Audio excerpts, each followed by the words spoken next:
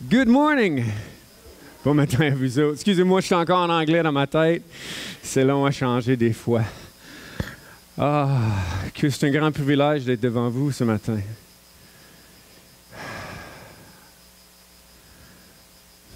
J'absorbe. Excusez-moi, je prends un petit moment. On est en milieu d'une série sur Josué, pour ceux qui ne savent pas. Si jamais vous voulez nous suivre, vous pouvez toujours lire le livre en boucle dans votre culte et suivre ce qu'on a rendu, savoir qu'est-ce qui s'en vient. Juste pour vous mettre en avant, je fais mon bon professeur, je suis un bon prof. On va faire une petite révision de ce qu'on a rendu. On va se rappeler de ce qui s'est passé jusqu'ici. Donc, jusqu'ici, on a une entrée miraculeuse par le Jourdain. Pareil comme ça s'est fait dans le mer Rouge, Josué ouvre Dieu ouvre le Jourdain pour le peuple d'Israël qui passe à travers. C'est moi qui vous ai parlé de 12 pierres de souvenirs, puis l'importance de se servir de ces rituels que Dieu nous a donnés pour nous rappeler les œuvres de Dieu. Ensuite, on avait Jéricho, grande victoire par le peuple de Dieu. Pas par le peuple de Dieu, par Dieu. Dieu fait tomber les murailles, miraculeusement encore, puis Israël n'a à peu près rien à faire pour prendre la ville. On a parlé ensuite de Haï, la prison. Une prison qui n'était pas une prise, finalement. Une prise peut-être, je ne sais pas, 3 prises, you're out. En tout cas, c'est supposé être des blagues.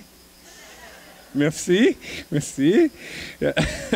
Donc, prison, c'est pas de prise en fait. Ensuite, avec Achan, notre pécheur national, qui avait volé des choses, il avait enfreint la loi de Dieu, puis il avait amené le jugement, mais sur tout le peuple. Et le jugement de Dieu qui est venu. Et c'est pour ça qu'il avait vécu la défaite à Haï. Ensuite, la prise 2, ils ont pris Haï, mais cette fois par ruse. On va revenir sur la ruse plus tard aujourd'hui. C'est un thème, et même c'est mentionné dans le texte. Puis finalement, la semaine passée, on a vu l'autel qui a été constitué et le renouvellement de l'alliance comme Dieu leur avait demandé de faire. Et on arrive maintenant à Josué 9, 1 à 27. Mon plan pour la matinée, ça va être de lire le texte entier. Je pense que l'histoire, ça se suit assez bien et ça se comprend assez bien. Puis après ça, je vais revenir faire quelques remarques de différents points de vue par rapport à différents gens dans cette histoire-là. Donc, on va regarder ensemble les Israélites, les gens de Gabaon et ensuite nous autres, un peu là-dedans. Qu'est-ce que ça nous dit? Avec des applications tout le long. Donc, ça vous convient? Ouais. J'espère, parce que c'est ça que je fais pareil. Convient pas. Mais juste avant, je vais demander à ce que Dieu nous guide à travers tout ça. Parce que je ne veux pas parler, moi. Oui, je veux parler, là, mais je voudrais que ce que je vous dis soit plus grand que moi. J'aimerais ça que le Saint-Esprit travaille dans vos cœurs, vous autres, chacun, pour que vous puissiez apprendre quelque chose de ce matin, que ce ne soit pas juste une histoire dans la Bible ou encore juste des leçons de vie, mais que Dieu, dans sa grâce, vous saisisse dans quelque chose. Donc, prions avec moi, s'il vous plaît. Donc, Dieu invisible qui se révèle à nous par ce que tu fais, par ta parole révélée aux prophètes et aux apôtres, et surtout par l'incarnation de ton Fils Jésus-Christ. Rends clair pour nous le sens de ce texte, comme l'auteur l'entendait, mais aussi comme nous devons le vivre, afin qu'on accueille fidèlement parmi ton peuple tout ce qui croit en toi, sans compromettre ni ta sainteté, ni ta grande grâce envers ceux qui te croient. Par Jésus-Christ qui a racheté pour toi par son sang des gens de toute langue, de tout peuple et de toute nation. Amen. J'aime ce verset-là, Apocalypse 5. Racheté pour toi par son sang. Il a racheté pour toi, Dieu, par son sang des gens de toute langue, de tout peuple, de toute nation. C'est quand même intéressant de penser que je vais oser dire nous les Québécois. Je peux me permettre? J'ai ma carte soleil. C'est quand même, on est une de ces peuples-là, une de ces nations-là, une de ces langues-là à part. Donc, regarde, on va se lancer dedans parce que le temps file, puis moi j'aimerais ça finir avec un chant puis une bénédiction, puis une commission. On va aller le texte, d'accord? On y va? Donc, quand ils apprirent, tous les rois de l'autre côté du Jourdain, de la montagne, de la Shéphéla et de toute la côte, la grande mer, du côté de Liban, les Hittites, les Amoréens, les Cananéens, les Phérésiens, les Éviens et les Jébusiens, se coalisèrent d'un commun accord pour combattre Josué et Israël. Là, ils ont entendu Jéricho, ils ont entendu parler d'Aï, et là, il dit, ouais, je pense que c'est le temps qu'on s'organise. Ennemis qu'on était autrefois, on va se mettre ensemble, on va aller combattre Israël. D'accord? Juste pour dire le prochain mot, on voit dans le prochain verset que les habitants de Gabon après aussi. Donc là, on change un peu de focus. Et on va revenir sur ces rois-là. Je crois que c'est Matthieu la semaine prochaine, ça se peut-tu? Il va vous parler de la bataille avec ces 5 rois. 5, je comptais bien, hein? C'est bon? La bataille avec les 5 rois. Matthieu va revenir là-dessus. Mais parce que le texte fait une pause en Josué 9 pour nous parler d'une ville, Gabaon. Okay? Donc, les habitants de Gabaon apprirent eux aussi comment Josué avait traité Jéricho et Haï. Il leur recourt eux aussi à une ruse. Vois-tu le ruse que les Israélites ont utilisé plus tôt? Ils ont été rusés puis ont pris Haï. Hein? Il y a un autre peuple, ils sont aussi rusés. Là. Ils sont quand même brillants, eux autres aussi. Ils savent réfléchir. Ils partent comme une délégation. On prenait des sacs usés pour le rendre et les autres avaient usés, déchirés et rapissés. Remis ensemble, recousus. Il avait au pied de vieilles sandales usées et recousues et sur le dos de vieux vêtements usés. Tout le pain dont il avait fait provision était sec et en miettes. Il allait trouver Josué au camp de Gilgal. En passant, ça ne faisait pas des semaines ni des mois, ça faisait une journée de voyage, admettons. C'est à quelques milles de la place, mais ils font vraiment semblant, ils font assez une bonne job, ça a de l'air. Donc, il allait trouver Josué au camp de Gilgal et lui dire, ainsi qu'aux hommes d'Israël, nous arrivons d'un pays lointain. À présent, concluez une alliance avec nous. Mais les hommes d'Israël objectèrent à l'interlocuteur évien. Peut-être habites-tu près de moi. Comment alors conclurai-je une alliance avec toi? Ils dirent alors à Josué, nous sommes tes serviteurs. Josué leur demandait, qui êtes-vous et d'où venez-vous? Ils lui répondirent, tes serviteurs arrivent d'un pays très lointain, sur le renom de l'Éternel ton Dieu, car nous avons entendu parler de lui, de tout ce qu'il a fait en Égypte et de tout ce qu'il a fait aux 2 rois des Amoréens en Transjordanie, Sion, roi de Heshbon, et Og, roi de Bassin, qui habitait à Ashtaroth. On a déjà parlé d'eux autres avant de rentrer dans le pays. Il y avait eu 2 grandes batailles là, à l'est du Jourdain. Puis il y avait complètement défait de rois, à un tel point qu'il y a des tribus qui voulaient retourner. Là. Je pense que je vous ai parlé d'eux autres aussi, c'est Matthieu, mais qui rentraient en rangée pour la bataille pour aller aider Israël avant de retourner s'installer. Il y a tout un pays là. Mais c'est sûr que c'était connu, c'était 2 rois puissants, 2 grandes défaites. Donc, il avait entendu parler de tout ça. Nos anciens et tous les habitants de notre pays nous disent, prenez des provisions de route et allez à leur rencontre. Vous le direz, nous sommes vos serviteurs. À présent, concluez une alliance avec nous. Voici notre pain. Il était chaud quand nous l'avons emporté de nos maisons comme provision de route, le jour où nous sommes partis pour aller vers vous. Maintenant, le voici, tout sec et en miettes. Ces outres à vin que nous avons remplis neuves, les voici déchirés. Voyez nos vêtements et nos sandales, usés par l'extrême longueur de chemin. On prit de leur provision sans avoir consulté l'Éternel. Josué fit la paix et conclut une alliance avec eux, en leur garantissant la vie. Et les princes de la communauté leur en firent le serment. Au bout de 3 jours, après qu'ils eurent conclu une alliance avec eux, voici ce qui arriva. Les Israélites apprirent qui était le voisin et qui habitait au milieu d'eux. Les Israélites partirent et arrivèrent dans la ville le 3e jour. Pas quoi 2 jours, 1 jour pour partir, 1 jour de voyage, puis le 3e jour, là, ils entrent en contact avec eux autres. C'était proche. Mais que veux-tu? Ces villes sont, donc celle-là, c'est pas juste une ville, c'est une coupe. Gabon, Képhira, Béhéroth et Kirath-Yérim. C'est des noms bâtards. Hein? Bon, on va réussir. Les Israélites ne les tuèrent pas à cause du serment que les princes de la communauté leur avaient fait par Éternel, le Dieu d'Israël. Mais toute la communauté murmura contre les princes. Tous les princes déclarèrent à toute la communauté, c'est nous qui leur avons fait un serment par l'Éternel, le Dieu d'Israël. Maintenant, nous ne pouvons plus les toucher. Voici comment nous les traiterons. Nous les laisserons vivre pour ne pas attirer sur nous l'indignation de l'Éternel à cause du serment que nous leur avons fait. Qu'ils vivent, leur dirent les princes, et il fera employer à couper le bois et puiser l'eau. pour toute la communauté selon cette déclaration des princes. Josué les appela et leur parla en ces termes, « Pourquoi nous avez-vous trompés en disant, nous demeurons à grande distance de vous, alors que vous habitiez au milieu de nous? Maintenant, vous êtes maudits. Aucun d'entre vous ne cessera d'être esclave. Vous couperez le bois et vous puiserez l'eau de la maison de mon Dieu. » Oh. Ils répondirent à Josué, « C'est qu'on a raconté. » Josué demandait pourquoi. On a raconté un détail à tes serviteurs que l'Éternel, ton Dieu, avait ordonné à son serviteur Moïse de vous donner tout ce pays,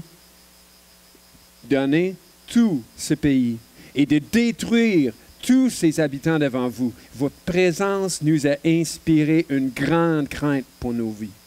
Voilà pourquoi nous avons agi de la sorte. Et maintenant, nous voici entre tes mains. Traite-nous comme il te semble bon et juste de nous traiter. C'est ainsi qu'il les traita, les arrachant à la main des Israélites qui les tuèrent pas. Josué les destinant en ce jour-là à couper le bois et à puiser l'eau pour la communauté et pour l'autel de l'Éternel, au lieu qu'il devait choisir jusqu'à aujourd'hui. L'histoire se raconte quand même bien. Ça. On l'écoute, là, puis on voit l'intrigue. Là, il arrive, on le sait d'avance, qui trompe le monde, là, il arrive tout habillé mal, puis là, c'est quand même, il devait être quand même convaincant. En même temps, les Israélites ne devaient pas faire trop de réflexion, parce que, me semble, il y a plein d'affaires qui ne marcheraient pas dans leur histoire si on avait bien réfléchi. Mais moi, je ne veux pas passer du temps à expliquer l'histoire, je voudrais sauter dans quelques remarques. Première remarque que j'aimerais faire, considérer ensemble. Oups, je t'ai pris à mauvaise place. Considérez ensemble Israël là-dedans. On a le verset 14 qui a une grande importance dans l'histoire. Sans avoir consulté l'Éternel. Josué fit la paix et conclut une alliance avec eux en guérissant la vie et les princes de la communauté leur en firent le serment. Quand même, pour ceux qui vous ne connaissez peut-être pas, mais il y avait une façon de consulter l'Éternel. Puis c'était pas nécessairement juste de prier, demander, puis d'attendre une révélation. Dans ce temps-là, le grand prêtre avait une éphode, une drôle d'affaire, un genre de tablier là, pour cuisiner, genre, on imagine, avec une breastplate, une plastron. D'accord, plastron, j'ai l'impression que je fais du motocross, mais un plastron avec plein de petites choses dedans, dont le Urim et le Thummim. C'est des drôles de noms, mais ça, on ne sait pas qu'est-ce que c'était. Je voulais mettre une photo pour les jeunes, mais on ne sait pas qu'est-ce que ça avait de l'air. On ne savait pas qu'est-ce que c'était. Mais ça servait à jouer au jeu de chance. Tu sais, on tirait à courte paille. On roulait des dés.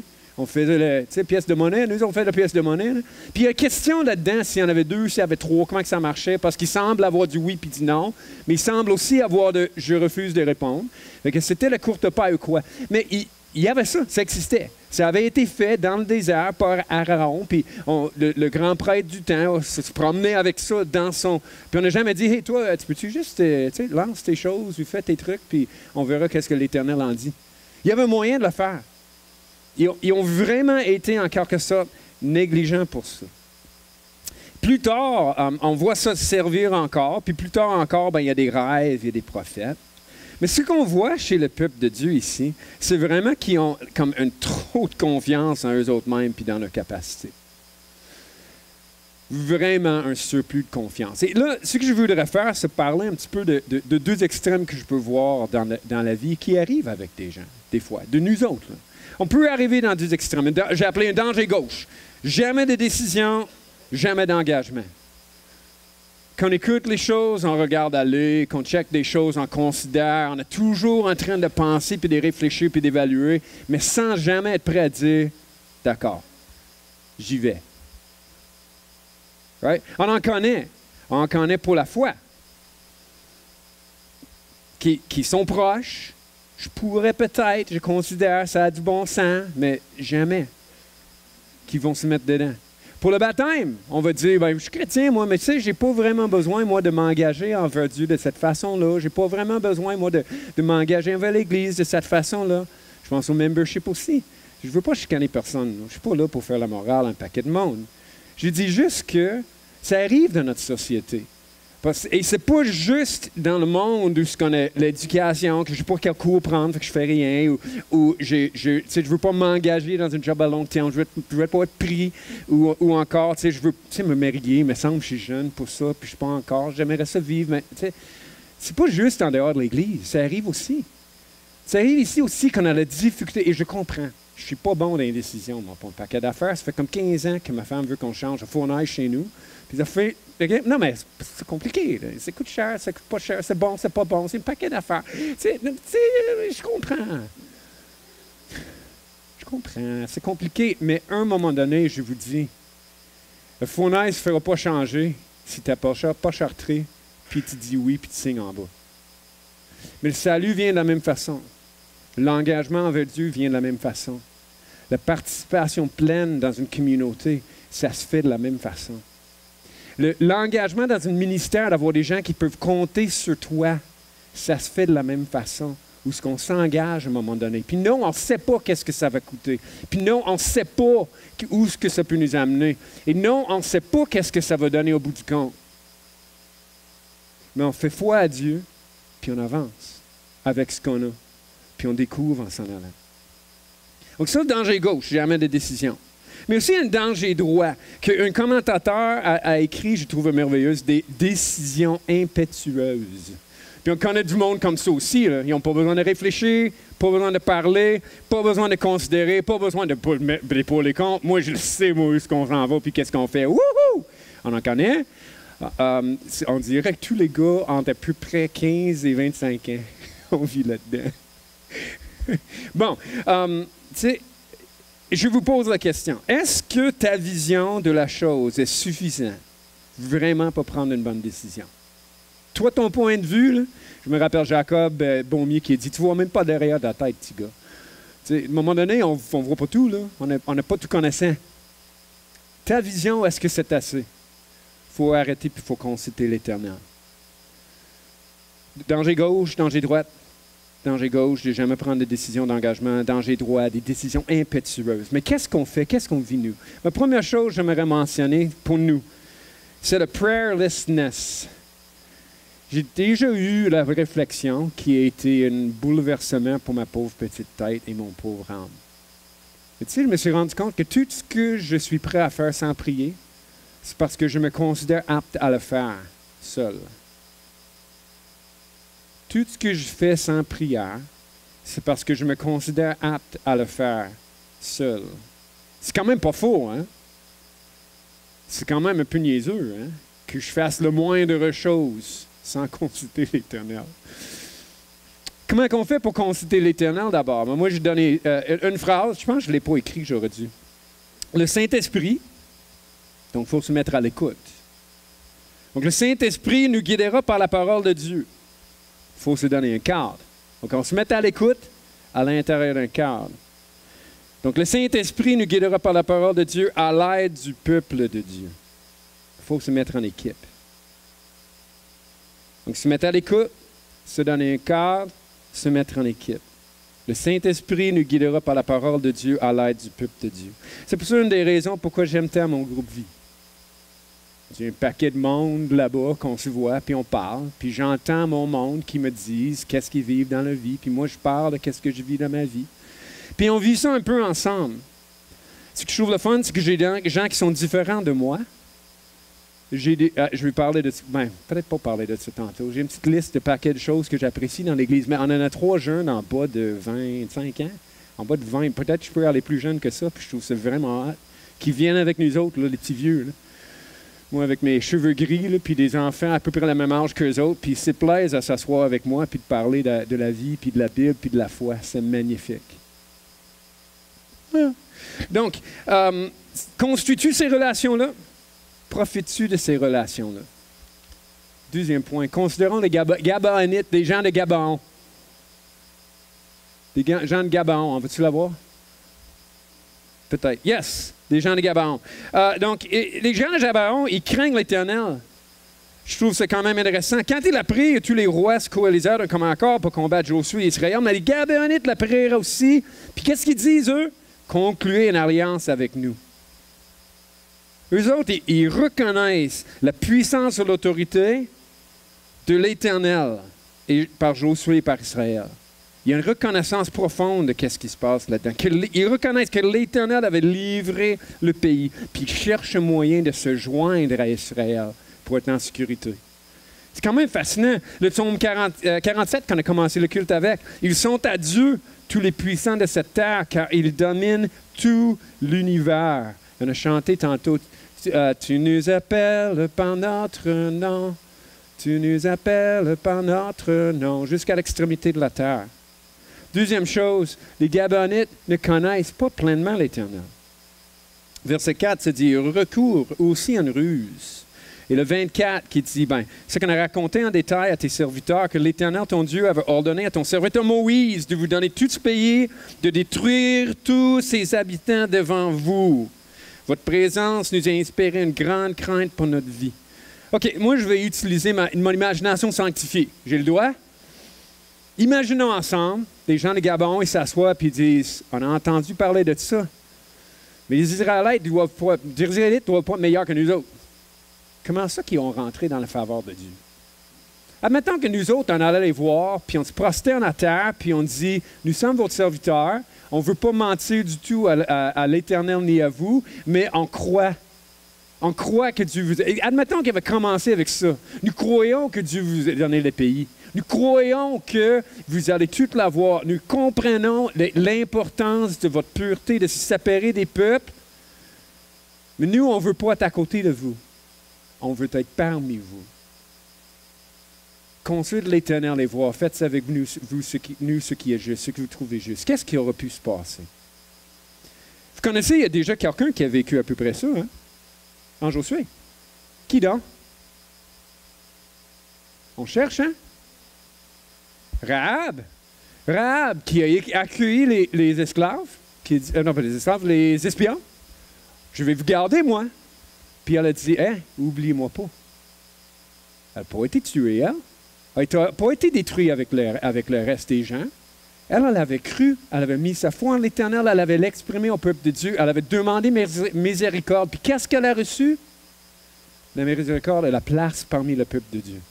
Quand même incroyable. Même pour dire, laisse-moi donc le Matthieu 1,5. Matthieu 1,5, c'est une généalogie. Vous allez dire, William, une généalogie un matin. Je vais lui lire un verset. Okay? Salma engendra Rahab. OK, blablabla. Jacob engendra Joseph, l'époux de Marie, de laquelle est né Jésus, qui est appelé le Christ. Rahab était même une enceinte du Christ. Une des 3 femmes nommées dans son généalogie. C'est quelque chose de privilège que Dieu donne à ces gens-là. Ma question, est-ce qu'il y aurait eu une autre façon d'avoir la vie sauve? Et je vous lis en Jonas 3,9, c'est le roi de Ninive, quand il dit à son peuple de se mettre en deuil. Qui sait si Dieu ne reviendra pas et n'aura pas de regret? Et s'il ne reviendra pas de son ardente colère, en sorte que nous ne périssions pas. Donc, ils craignent l'Éternel, mais ils ne le connaissent pas réellement. Et qu'est-ce qui arrive? Dieu se révèle à leur égard. De 2 façons. Premièrement, miséricordieux. Deuxièmement, ça va être gracieux. Mais savez-vous la différence entre la miséricorde et la grâce? Je me rappelle, j'ai appris ça. Mon prof d'école du dimanche, j'avais comme 17 ans. Mrs. Richardson. Elle me mettait à côté d'elle puis elle me frappait avec sa grosse Bible parce que j'étais tout le temps tannant. Hein? Qu'est-ce qu'elle disait? Elle disait, la miséricorde, c'est quand Dieu ne nous donne pas ce qu'on mérite. La grâce, c'est quand il nous donne ce qu'on ne mérite pas. Hein? Donc, la miséricorde, c'est ainsi qu'il les traitait, les arrachant en la main des Israélites qui ne le tuèrent pas. Josué les destina en ce jour-là à couper le bois et puiser l'eau pour la communauté. Sûrement, ils auraient mérité la mort, hein. Mais ils ont eu la vie sauve. Ils n'ont pas eu ce qu'ils méritaient. Mais plus loin encore, gracieux de leur donner ce qu'ils ne méritent pas. Ils ne méritent aucunement de privilèges, mais Dieu les met à son service. Josué les destina en ce jour-là à couper le bois et puiser l'eau pour la communauté et pour l'autel de l'Éternel, au lieu qu'il devait choisir jusqu'à aujourd'hui. Nous savons, au reste, que toutes choses coopèrent au bien de ceux qui aiment Dieu, de ceux qui sont appelés selon son dessein. Donc, même ces ruses-là, puis ce mensonge-là, les a permis quand même de t'intégrer au milieu du peuple, comme Jonathan nous a mentionné tantôt, au centre de la religion. Il était constamment au tabernacle avec le bois, avec l'eau. Il était en intime relation avec les Lévites. Il voyait tout ça se passer. Il voyait les Israélites arriver avec le brebis ou leur agneau. Il les voyait poser le main et confesser le péché. Il voyait partir le cœur léger, pardonné. C'est quand même quelque chose, le privilège que l'Éternel leur a donné. Mais je veux en ajouter aussi, au lieu qu'ils devaient choisir, vous savez, où était le tabernacle dans le temps de Josué, juge les rois? Où est-ce que ça a été? Ça a été plusieurs places. Mais une des places, c'est à Gabaon. C'est là que Salomon, quand Salomon a reçu sa vision de l'Éternel, qui a demandé « Donne-moi ce que tu veux, je te le donnerai ». Puis il a demandé la sagesse. Puis Dieu a dit « Ouais, tu as bien demandé. Je vais te donner la richesse aussi, parce que tu as été sage. » Hein? C'était où ça? C'était à Gabaon.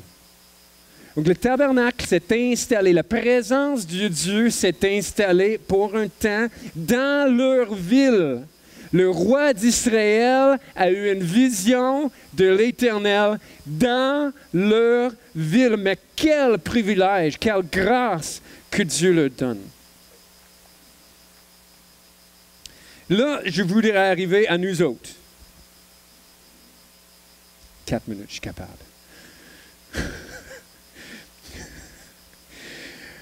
Romains 12, je l'ai-tu mis? Je ne l'ai pas aimé.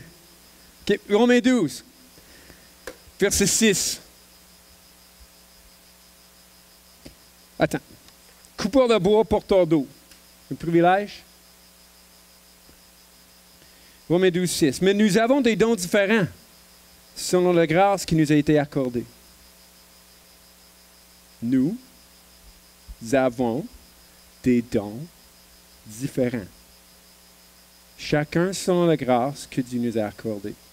Si c'est la prophétie, que ce soit en accord avec la foi. Si c'est le diaconat, le service, que ce soit en accord avec la foi, avec l'esprit de service, excuse-moi. Que celui qui enseigne s'attache à l'enseignement. Celui qui exhorte à l'exhortation. Que celui qui donne le fasse avec simplicité. Celui qui préside avec empressement, celui qui exerce la miséricorde avec joie. Puis le texte, je vous donne un devoir, bon professeur je suis. Lisez Romains 12, s'il vous plaît. Okay? Et réfléchissez à ce que je vais vous dire tout de suite. Okay? Ne méprisons pas les petits dons ou les petites occasions de servir.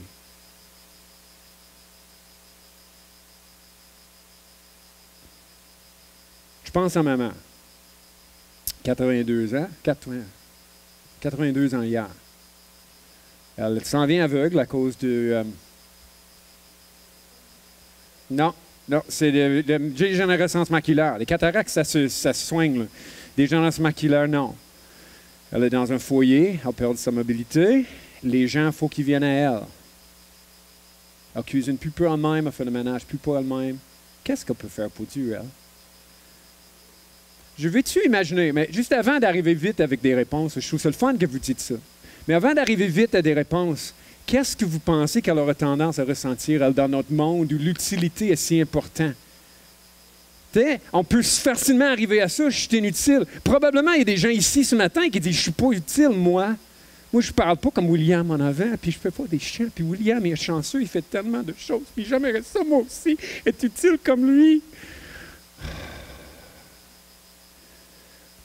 Non, mais c'est pas de même qu'il dirait. J'y arriverai pas, excusez-moi. Non, mais je vais vous raconter. Moi, j'ai une liste que je ne nommerai pas parce que c'est le genre de gens qui seraient gênés au bout que je parle d'eux autres dans le culte. Ils n'aimeraient vraiment pas ça, que je nomme leur nom. On l'a déjà fait, puis on s'est fait chicaner après de ne plus faire ça. Fait que ils vont savoir probablement de qui je parle. Mais moi, je veux dire, j'ai fait une liste d'un paquet de monde. Et vous serez surpris des fois. J'ai mentionné tantôt, juste une, je vais mentionner. J'ai des jeunes au groupe vie avec moi. J'ai le privilège d'avoir accès à la vie de gens qui ne sont pas de ma famille, qui n'ont pas d'obligation, mais qui veulent l'accès à ma vie, qui me donnent accès à leur. N'est-ce pas beautiful? Non, mais sérieusement, pensez à ça, le don que Dieu me donne. Mais c'est quoi? C'est quelques moments de discussion? C'est un accueil, c'est un sourire, c'est un « je prie pour toi ». C'est quelqu'un d'entendre la voix d'une jeune qui prie pour moi et pour ma famille et pour mon ministère. Vous ne pensez pas que c'est plus précieux, excuse-moi, mais c'est plus précieux à mon cœur peut-être que Mathieu qui prêche. Je suis désolé, Mathieu. Mais tu comprends qu'est-ce que je veux dire? Non, mais tu comprends. Et je ne méprise pas la parole de Dieu, je suis en train de prêcher. Je vous ai préparé ça avec cœur. Moi, on a parlé au groupe Vie mardi des dons à l'Église. Comment Paul parle en Philippiens que vous avez participé à l'évangélisation. Qu'est-ce qu'ils ont fait? Ben, il a quitté Philippe, il est allé à Thessalonique, puis des dons ont suivi. Puis à 3 autres reprises, il a reçu l'argent des gens. Puis il dit, c'est votre moisson.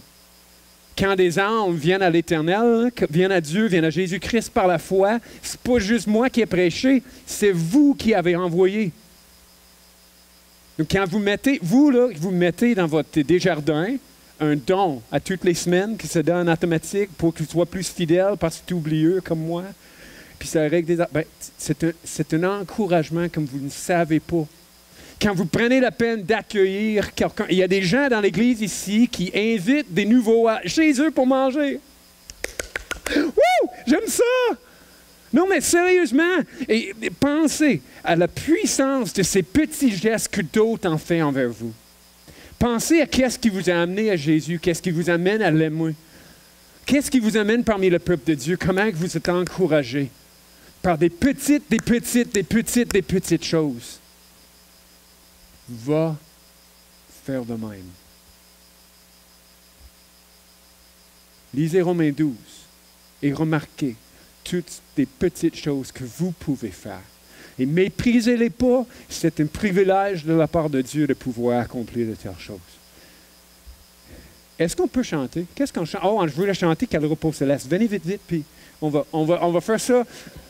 Moi, je décide. Et moi, je vais vous dire, on va pouvoir partir, puis même si la musique, je vais chanter avec eux autres. Et moi, je vais chanter, mais vous autres, vous allez-y si vous voulez. J'avais ça écrit à quelque part. J'ai une bénédiction puis une commission pour vous. Allez en paix, faites de même. Good. Vous êtes prêts? Oui. On va faire juste le premier. Premier stop, ça marche-tu? Comme ça, ce sera pas trop tard. Go! On chante. Quel repos céleste. Go, go, go, go, go. Quel repos céleste, Jésus, d'être à toi pour la mort et la vie. Dans les jours mauvais, de chanter.